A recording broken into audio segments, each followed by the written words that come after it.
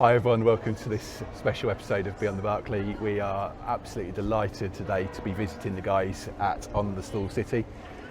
Morgan, I know this has been lined up for a few months now, so perhaps you'd like to just talk us through what we're looking to do today and talk about the project, I guess. I think just raise a bit of awareness of the great work that On the Stall City do for the Community Sports Foundation and the footballing community in Norwich as a whole. We get to talk to Andy, Jacob about their experiences with running the stall and where it came from. Excellent. So I suppose without further ado, let's head in and go and see the guys. Hello, I'm Morgan Hewitt from Beyond the Barclay podcast. I'm joined with the illustrious Andy from On the Stall City. How are you, Andy? I'm fine, thank you. Nice to see you. Always a pleasure. So if you could just tell me a little bit about On the Stall City, how it came about, what the idea was, because the origin story. The origin stories, yes, please. Well, okay. Well, On the Stall City, we started out, really it was a suggestion of consultant neuroscientist, psychologist, believe it or not. Because go back to 2019, Jacob, my son, who has autism, but he has extreme anxiety as well. And at that time, his anxiety was putting him in hospital quite regularly. And he had a particularly bad episode in 2019 that was really unfortunate. Anyway, the suggestion was to the consultant that he needed to do something to try and divert his anxiety. At the same time, we had a bit of a crisis at home because Jacob, like many Norwich fans, had basically accumulated a whole range of Norwich shirts. So he'd been buying Norwich shirts since he'd been a fan. Yeah. So we had like at least 3 a year, you know, the home shirt, the away shirt, the third shirt, plus training shirts. And his wardrobe was about to explode. So the idea was, why don't we just do a boot sale and sell off Jacob's stuff? Yeah. So that was the idea. Yeah. So the consultant thought it was a great idea, give him something to think about, organising and all that sort of thing. So we decided to do a boot sale. And then we saw an advert in the local, in the EDP, that Norwich City Council were offering out pop-up stalls in the market, which they do now. But at that time, it was you could get a pop-up for 3 days. So we thought, let's just do that instead. So we did a pop-up stall, brought all Jacob's stuff down to sell, and the idea was to sell it to give all the money to the Community Sports Foundation. Anyway, that week just went absolutely bonkers because we put a few things out just on social media and stuff like that. We didn't think we'd do anything. We sold out. We had people turning up with bagfuls of their old shirts for us to sell. We had Darren Huckabee turned up and gave us a great support. Tom Smith turned up from the club. All sorts of people turned up, which we weren't expecting, and it became a big event. Right. So we thought, well, let's do it again because that week we raised about £1,000 for the Community Sports Foundation, just selling pretty much just second-hand stuff. Yeah. So we thought we'd do it again, and then that went really well. And we thought we'd do it again, and we did about 6 pop-ups at the market.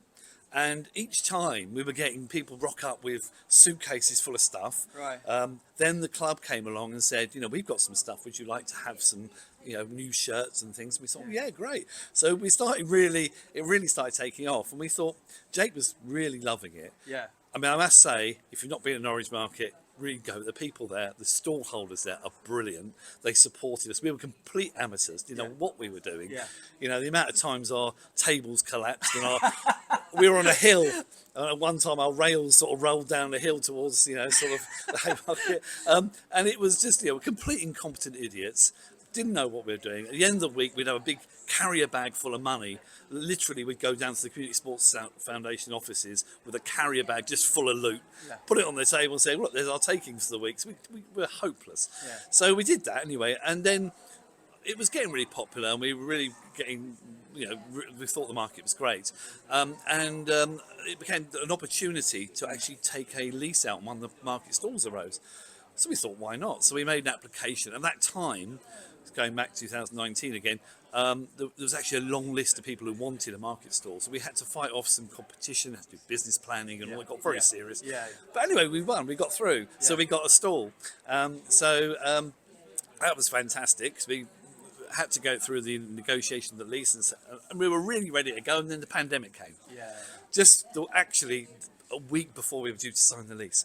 So when the pandemic came, of course, we thought, well, let's keep going. So we went online. Right. So we started doing online. We were allowed to go to our lock-up and do stuff during pandemics. And myself and Jake and my wife Sharon, we were photographing stuff. We ran a little online business from home. Again, the whole point of this, all of this was going, all the proceeds were going to the Community Sports Foundation. And it kept us going during the pandemic. It was brilliant. So after the pandemic, we then went back to Norwich Market and we got a lease on the stall there. And then we started having conversations with the club about actually getting to a more formal arrangement with the club, that they were willing to sell us surplus. Okay. So we said, great. So we started buying stuff from the club, a little bit at a time, and then a bit more, then a bit more. So we needed another stall. So we then took another stall. So we had 2 stalls at the market. Right, okay. And then we started buying a bit more and a bit more from the club.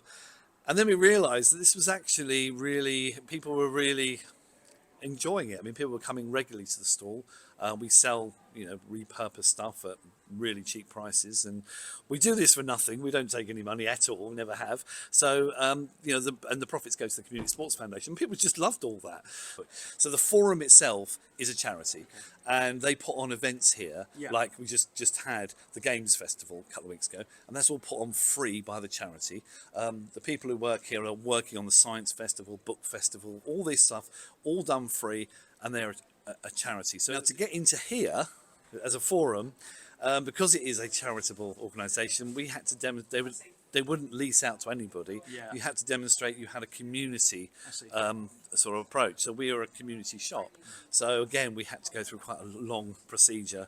Just on that, Andy, what is on the stall city? Well, what we are, as you can tell, we've never really had a sort of objective other than to provide somewhere for Jacob to actually work and to actually meet people and talk. That's the main objective. But we're a community shop that sells stuff. It's just myself, my wife and my son, so myself, Sharon and Jacob, who run this. We do this for nothing, and we repurpose clothing. So a community shop that repurposes clothing. Brilliant. That's in a nutshell what we are. So just talking about some of the events that you mentioned in the space out there, you've been involved in the Collectors Fair. So, and it grows, it's fair to say it grows year on year. So can you explain what the Collectors Fair is to the audience at home, and your future plans with it? I feel like I'm interviewing you at you've just played 90 minutes. Yeah. I've got a little interview board actually in the changing room if you want to use that. No, well the thing is, when we moved into the forum from the stall, one of the first things is, I say it was just an office. We just had a stall. We realised we could do more than just sell stuff. We are a community shop, so we wanted to put on events. So we've actually run now 4 events in the last just over a year. So we've been here 18 months, whatever it is we've been here. So we ran a collectors fair in April of 24. We ran a collectors fair this March. We ran a Poppy Day event last November. We also did a Sabutio tournament event a few weeks ago. So each of the events, the Collectors Fair is something I've been working with Billy Pointer, Mr. Norwich Shirts. He's top guy, Billy. He works as our shirt authenticator. It's difficult not necessarily to tell whether they're fakes or whether they're match worn or not match worn. So Billy has always been very supportive of us behind the scenes on that. But Billy's a top guy.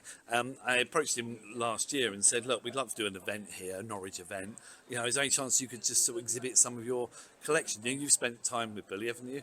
Yeah, we've interviewed Billy. He's fantastic. And he's got 700 plus match worn shirts. So what we do is it's an opportunity for Billy, who's a private collector and doesn't have to do this, but he exhibits some of his match worn shirts, and as part of an event we get others involved and raise money for the Community Sports Foundation. So we did one last November for Poppy Day, where we got Billy to do a display of all the Poppy shirts, match worn Poppy shirts over the year, and we had Jeremy Goss. He's top guy. He lent us some of his collection, so we had some of his framed shirts and his boots from the '93 campaign, and a few other bits and bobs on display as well. And again, we raised good money. I think it was about 1,200 quid for the Poppy appeal for doing that. So the idea is to use this shop as a place to run events out there, where fans, football fans, not necessarily just Norwich fans, but football fans generally have somewhere to come along, just have a look at some artefacts and buy stuff and help charity, really. So that's really what it's about. So I'm joined with Sharon and Jacob from On the Stall City. Hi guys, thank you so much for talking to us today. If we'd just like to start by perhaps giving us some of the highlights of running the stall in the market and also the shop. So if we start with you, Jacob, what's been the biggest highlight for you? Hello, I'm Jacob. I'm from On the Stall City. I like selling Norwich stuff. It's going very well.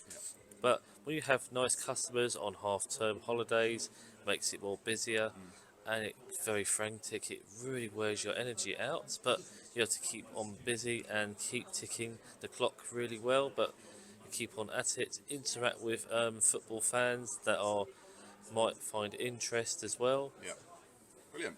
And how about you, Sharon? What's been your sort of biggest Yeah, highlight I mean, running what's good here is that we can do sort of events. So we did sort of a program and shirt collector event back in April, I think, and they're good fun as well. So it's nice to be able to do that. That's something we couldn't do when we're in the market. So those kind of things are really good as well as running the shop. Match days are always great here. It's really buzzy, really busy, really good.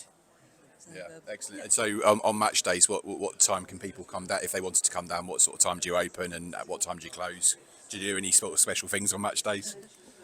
On match days, well, we did the pop-up stall for 2 years running now. We did that one for Coventry where we won the game 2-1 after going 1-0 behind under Wagner. Sheffield Wednesday, we missed the first half, which we're good. We're 2-0 up. In the second half, we got in our seats and it went 3-2 in the end to Sheffield Wednesday, sadly. That was a real collapse. In 12 minutes, goals, which is we conceded. Yeah, definitely. And how about you, Sharon? I believe people want to come here on match day. We're open from 10 until 2 on a match day. Brilliant. And Does that give you enough time to get down to the grounds? just about, yeah. And then sort of finally then, is there any sort of merchandise that you'd want to keep for yourselves, you know, when it comes in? Is there anything that you think, wow, I really like that and I want to take that home for myself? I like all the merchandise, like, badges Yep. were quite good actually, like Proud Canary scarves or hats, like 42 Canaries badges and mugs, anything like that. We sell Pride of Anglia, like Norwich beat Ipswich a lot. Yeah, definitely. How about you, Sharon? Yeah, we had a few quite very rare shirts have actually come in, but when they do, I think we actually say to the person, do you know how rare this is? And you might want to sell it yourself, and that's inevitably what happens. So, yeah. So. No, it's nice that you're able to give that advice, and I suppose when you see so much merchandise, you get to see which ones are the most valuable ones and stuff, and it's nice that you still want to pass that back to the community anyway. Yeah, some people don't realise sort of how rare it was, sort of thing. It didn't feel right sort of taking off them. So. How do you feel Norwich are going to do next season under Liam Manning? Well, I reckon we'll get top 6 or top 2 if we're lucky. Yeah. It depends of where we're at come the following season, of what type of players we need in, like those calibre of players, like new strike force. It's too early to call, really, isn't it? Probably a bit more optimistic now was a few weeks ago. Yeah. I suppose it depends who we're going to bring in, really. Of course, yeah, no, definitely. who knows? I think I agree with you both. I think we'll do well this season, and hopefully under Manning's stewardship, he got the playoffs last year, so hopefully he can do the same for us he's this year. got the potential, hasn't he, to do well. Definitely. Well, thank you so much. Lovely to meet you both, Cheers, and Jim. thanks for Thank you. thanks for showing us around and telling us more about this Cheers, project. mate. So.